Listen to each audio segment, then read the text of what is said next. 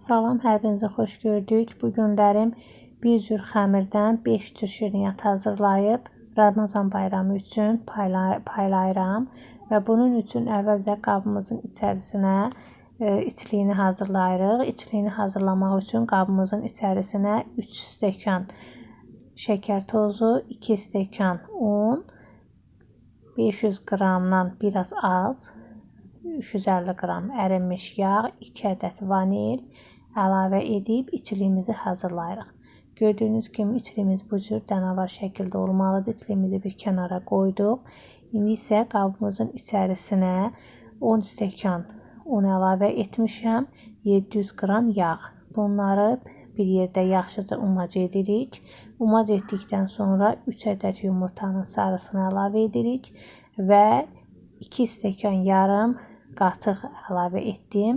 Əvvəlcə 1 stəkan qatığın içərisinə bir dolu çay qaşığı çayını soda əlavə edib, qatığı da xəmirimizin içərisinə əlavə edib xəmirimizi hazırlayırıq. Gördüyünüz kimi xəmirimizi yoğurduq və gözlətdik. Yarım saat qaldıqdan sonra kündələrə ayırdıq və indi isə kündələri yayıb şirniyyatlarımızı hazırlayırıq. Deməli, mən hər kündədən şirniyyatlarımızı fərqli formalarda hazırlayacağım. Əvvəlcə bu cür yayırıq, içlikdən içərisinə qoyub oxlov vasitəsilə bükürük. Deməli, 3 cür kətə hazırlayacağım.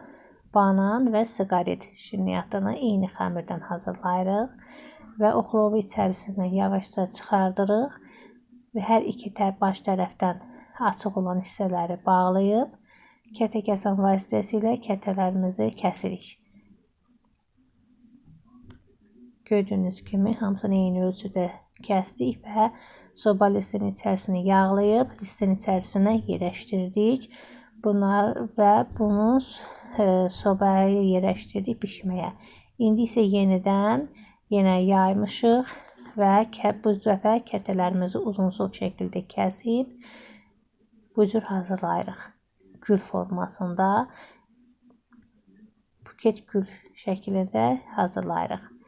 Deməli, kətələrimizin mən 2 kündəsini yumurtalı etdim, 2 kündəsini yumurtasız etdim, 2 kündəsini bu cür gül şəklində etdim.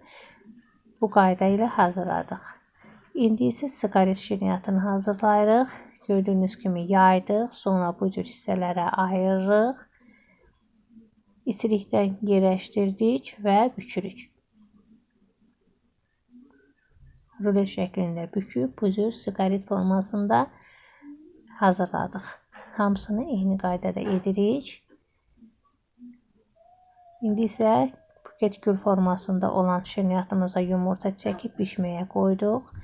Daha sonra kündələrimizi qoz şəklində tutub xırda bu cür kiçik ölçüdə yayıb içlikdən içərisinə yerləşdirib büküb banan şəklində hazırlayırıq. Bu cür edirik. Yenidən üst-üstə gətirib banan şəklində bükürük.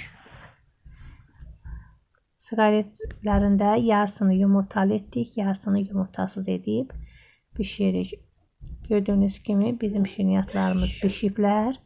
İndi isə mən bu yumurtasız olan kətələrin üzərinə şəkər kirşanı vururam və şirniyyatlarımızın hər birini bu cür hazırladıqdan sonra bu cür qablara hərəsindən yerləşdirib Ramazan bayramı üçün paylayıram.